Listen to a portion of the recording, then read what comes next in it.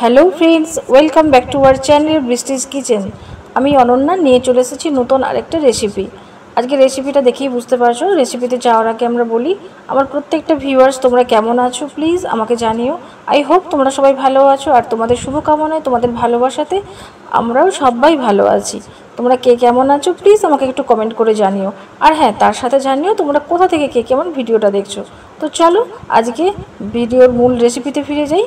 তো রেসিপিতে ফিরে যাওয়ার আগে দেখে যাও, চালটাকে আমি কিছুক্ষণ ভিজিয়ে নিয়েছি। চালটা প্রায় আমি আধ ঘন্টা আগে ভিজিয়ে নিয়েছি। এখন মটরশুঁটিগুলোকে ভালো করে ছাড়িয়ে, কড়াইশুঁটিগুলোকে ভালো করে ছাড়িয়ে ধুয়ে নিয়েছি। আর গাজরগুলোকে কুচি কুচি করে নিয়েছি বিনসগুলোকে আমি ভালো করে ধুয়ে ভালো করে পরিষ্কার করে নিয়েছি। তোমরা যদি আরও এর সাথে কিছু ভেজিটেবল দিতে চাও, সবজি দিতে চাও, তোমরা দিতে পারো। তো আমি এইগুলোই দিলাম। আর নিয়েছি কিছু গোটা গরম মশলাটাকে আমি দুভাগে নিয়েছি। কেন দুভাগে নিয়েছি সেটা আমি পরে আসছি। দুভাগে ভাগ করে নিয়েছি। ওতে আছে গোটা গরম মশলাতে আছে কালো জিরে, লবঙ্গ, এলাচ, দারুচিনি আর গোলমরিচ, কালো গোলমরিচ আর তেজপাতা। এখানে কাজু কিশমিশ নিয়ে নিয়েছি, ঘি নিয়ে নিয়েছি, আর নিয়েছি সাদা তেল পরিমাণ মতো, আর নিয়েছি স্বাদ মতো চিনি। যে যেমন মিষ্টি খাও সে সেরকম চিনিটা তোমরা দেবে। আর নিয়েছি নুনটা আন্দাজ মতো নুনটা নেব। তো চলো, চালটাকে দেখো আমি প্রায় আধ ঘন্টা আগে ভিজিয়ে নিয়েছি। চালটা মোটামুটি যথেষ্ট পরিমাণে ফুলে গিয়েছে। তো চালটা ফুলে গিয়েছে। তো চলো আমরা এখন যাই মূল উপকরণে যাওয়ার আগে আমি বলছি, যেসব বন্ধুরা আমার চ্যানেলটা ভিজিট করতে এসেছো প্লিজ তোমরা যারা ইউটিউব থেকে দেখছো তারা আমার চ্যানেলটাকে সাবস্ক্রাইব করে দিও। আর যারা ফেসবুক পেজ থেকে দেখছো তারা আমার পেজটাকে ফলো করে দিও। তো দেখো, গ্যাসটা আমি জেলে নিয়েছি। গ্যাসটা জেলে দিয়ে আমি ডেস্কিতে কিছুটা জল নিয়ে নিয়েছি। জলটা এখন ফোটার জন্য অপেক্ষা করব। তো জলটা ফোটার আগে আমি সেখানে দিয়ে দিলাম চারটে তেজপাতা। আর যে আমি গোটা গরম মশলাগুলো আলাদা করে নিয়েছিলাম তার একটা ভাগ আমি সেই জলটাতে দিয়ে দেবো। জলটাতে দেবো আর একটু সাদা তেল দিয়ে, পরিমাণ মতো অল্প একটু সাদা তেল দেবো। সাদা তেলটা যদি আমরা দিই, কখনও কোনো রাইস করার আগে যদি আমরা সাদা তেলটা দিয়ে দিই জলের সাথে, তাহলে রাইসটা খুব ঝরঝরে হয়। এর সাথে আমরা ভিনিগারও দিতে পারি, এর সাথে আমরা লেবুর রস থাকলেও দিতে পারি। ভিনিগার যদি না থাকে তো তাহলে ভাতটা খুব ঝরঝরে হবে। এটা ছিল আজকে রান্নার আমার টিপস। তো চলো আমরা জলটা ফোটার অপেক্ষায় থাকি। দেখো জলটা মোটামুটি এখন ফুটে গিয়েছে। এখন আমি চালগুলোকে সেদিকে আমি পুরো জল থেকে ঝরিয়ে রেখে দিয়েছিলাম। তো সেই চালটাকে আমি এখন এই জলে দিয়ে দেবো। চালটাকে আমরা বেশিক্ষণ ফুটতে দেব না, একদম 80% মতো চালটা ভাত হয়ে যাবে সেই রকমভাবে আমরা তুলে নেব। তো চালটাকে দেখো এখন আমি আস্তে আস্তে দিতে থাকি, তোমরা দেখতে থাকো। আর তোমরা কে কোথা থেকে আমার চ্যানেলটাকে দেখছো প্লিজ আমাকে একটু কমেন্ট করে জানিও। আর তোমাদের যদি কোনো রিকোয়েস্ট ভিডিও থেকে থাকে প্লিজ সেটাও আমাকে কমেন্ট করে জানিও। আমি অবশ্যই চেষ্টা করব তোমাদের রিকোয়েস্ট ভিডিওটা নিয়ে আসতে। তো দেখো চালটা দেওয়ার পর আমি একটা পরিমাণ মতো নুন দিয়ে দিলাম। নুনটা দিয়ে, চালটা আমার ছিল 700 গ্রামের মতো চাল ছিল। চালটা 700 গ্রামের চালের জন্য আমি এই নুনটাই দিলাম, এর বেশি দেবো না, কারণ আমি সবজিতে ভাজার সময় তখন আবার আমি কিছুটা নুন ইউজ করব। আমি এই ফ্রায়েড রাইসটা দেখাবো একদম সাধারণভাবে, খুব বেশি মশলা ছাড়া। আমি কোনো মশলাই ইউজ করব না, শুধুমাত্র গোটা গরম মশলা বাদে। আমি পরের অন্য ভিডিওতে আরও স্পাইসি ফ্রায়েড রাইস আনবো, কিন্তু এই ফ্রায়েড রাইসটা আমি নিয়ে এসেছি একেবারে সাদামাটা সাধারণ, অথচ খুব সুস্বাদু। তোমরা একবার এইভাবে ট্রাই করে দেখো, এতটাই সুস্বাদু মানে ভাবতে পারবে না। তো আমি এই রেসিপিটা আজকে আমি দিচ্ছি, আর পরে আমি আরেকবার খুব স্পাইসি ফ্রায়েড রাইস এনে দেখাবো। তো চলো দেখো, ভাতটা মোটামুটি আমার হয়ে গিয়েছে। ভাতটার উপরে ডিপেন্ড করে কিন্তু ফ্রায়েড রাইসটা অনেকটা কেমন হবে। ভাতটা আমাদেরকে ঠিকঠাকভাবে নামিয়ে নেবে। আমি আবারও বলছি, ভাতটা কিন্তু 80% সেদ্ধ হবে, এইরকম ফুল সেদ্ধ যেন না হয়। একটু হালকা শক্ত শক্ত থাকতে থাকতেই ভাতটাকে আমরা ফ্যানটাকে ঝাড়িয়ে নেব। ভাতের যে মাড়টা আছে সেই মাড়টাকে ঝাড়িয়ে নেব। তারপর আমি দিয়ে দেবো কিছুটা সাদা তেল।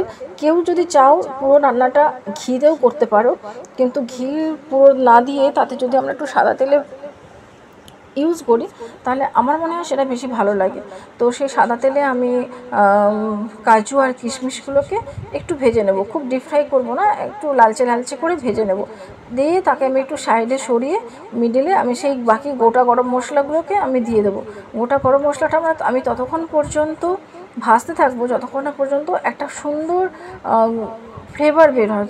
তারপর আমি আস্তে আস্তে করে সব সবজিগুলো ওর মধ্যেই দিয়ে নাড়তে থাকবো। তোমরা দেখে বুঝতেই পারছো যে কত সহজে যে কেউ অনেকেই থাকে, অনেক আমার ব্যাচেলার ভাই বোনরা থাকে যারা হয়তো ভেবে পাচ্ছে না যে কী করবো, একটা খুব মুখরোচক টেস্টি একটা কিছু রাইস রেসিপি বানাবো। তোমরা কিন্তু আমার রেসিপিটা ফলো করতে পারো, খুব সহজেই তোমরা বানিয়ে নিতে পারো, কোনো ঝামেলা ছাড়াই এত সুস্বাদু যে একটা ফ্রায়েড রাইসের রেসিপি বানানো যেতে পারে, তোমরা একবার না বানিয়ে দেখলে বুঝতে পারবে না। তো সবজিটাকে আমি একটু ঢাকা দিয়ে একটু ভেজে নেব। সবজিটাও মোটামুটি একদম গলে যাবে সেই রকম অবস্থায় ভাজবো না, মোটামুটি একটু সেদ্ধ হয়ে যাবে, আমরা তো বুঝতে পারবো ভাজা হয়ে যাবে, সেই রকম পর্যায়ে আমরা সবজিটাকে নাড়তে থাকবো।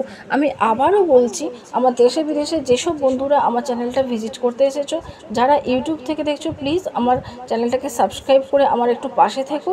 আর যারা ফেসবুক পেজ থেকে দেখছো, তারা প্লিজ আমার পেজটাকে ফলো করে একটু পাশে থেকো। আর তোমরা কে কোথা থেকে দেখছো প্লিজ আমাকে একটু কমেন্ট করে জানিও। তোমাদের কমেন্ট আমাকে আরও অনেক উৎসাহ দেবে নতুন রেসিপি তোমাদের কাছে নিয়ে আসতে। তো দেখো সবজিটা মোটামুটি ভাজা হয়ে গিয়েছে। এখন আমি সবজির মধ্যে ভাতটা আমি দিয়ে দেবো। ভাতটা আমি অর্ধেকটা ভাত দেবো, অর্ধেকটা ভাত দিয়ে এতে আমি এখন স্বাদ মতো চিনি দেবো, আর দেবো ঘি দেবো। আর যদি তোমরা কেউ গরম মশলা দিতে চাও, গুঁড়ো গরম মশলা, সেটা দিতে পারো, কিন্তু আমার মেয়ে হচ্ছে একটু গরম মশলার ফ্লেভারটা পছন্দ করে না, সেই জন্য আমি দিলাম না। দেখো আমি স্বাদ মতো চিনি দিয়ে দিলাম।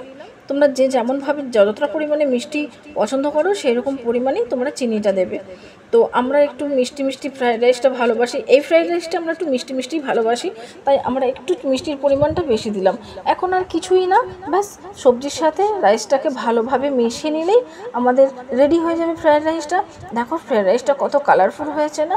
বিশ্বাস করো, তোমরা যদি এইভাবে ট্রাই করে একবার বানিয়ে দেখো, খেয়ে দেখলে বুঝতে পারবে এত সুস্বাদু একটা রাইস রেসিপি। তো এখন দেখো আমি বাকি রাইসগুলো দিয়ে দেবো, বাকি রাইসগুলো দিয়ে আবার আমি একটু ঘি দিয়ে ভালো করে আবার নাড়তে থাকবো, তাহলেই আমার সম্পূর্ণ হয়ে যাবে, তৈরি হয়ে যাবে ফ্রায়েড রাইসটা। তো ফ্রায়েড রাইসটা দেখেই বুঝতে পারছো কত একটা কালারফুল আর অত্যন্ত সুস্বাদু হয়েছে রাইসটা। যে কোনো বাড়িতে গেস্ট এলে হঠাৎ করে যদি ভাবো যে কি করব মাথায় আসছে না, তখন কিন্তু তোমরা একটা চিকেনের রেসিপি বা মাটনের রেসিপির সাথে এরকম ফ্রায়েড রাইস অনায়াসেই বানিয়ে ফেলতে পারো, কোনো খাটুনি ছাড়াই। তোমরা রেসিপিটা দেখে বুঝতেই পারছো যে একেবারে অতি সহজেই রাইসটা তৈরি হয়ে গেছে। এখন দেখো রাইসটা দেখতে কত সুন্দর হয়েছে, শুধু দেখতে নয়, স্বাদেও অসাধারণ হয়েছে, অসাধারণ। তোমরা যদি কেউ বানিয়ে থাকো প্লিজ আমাকে সেটা কমেন্ট করে জানাবে। আর এতক্ষণ ধরে আমার পাশে থাকার জন্য তোমাদেরকে অনেক ভালোবাসা, তোমরা আমাকে অনেক সাপোর্ট করছো, তার জন্য অনেক ভালোবাসা। আজকে তবে আসি, টাটা।